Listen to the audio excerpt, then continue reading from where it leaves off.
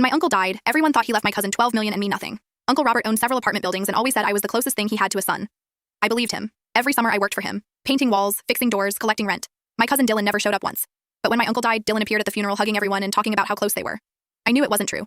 A week later, we sat in the lawyer's office for the will reading. He listed the buildings, investments, and bank accounts. The estate was worth $12.7 million. Then he read the last line. Everything would go to Dylan Carter.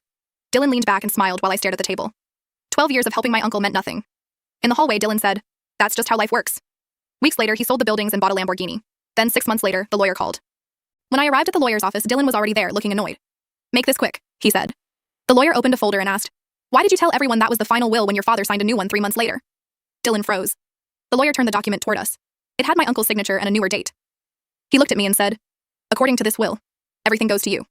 Dylan jumped up. "That's fake," he said. The lawyer calmly slid the paper over. "This will was signed and notarized 3 months before your uncle passed." I stared at the signature. Dylan shook his head. He told me everything was mine. The lawyer folded his hands.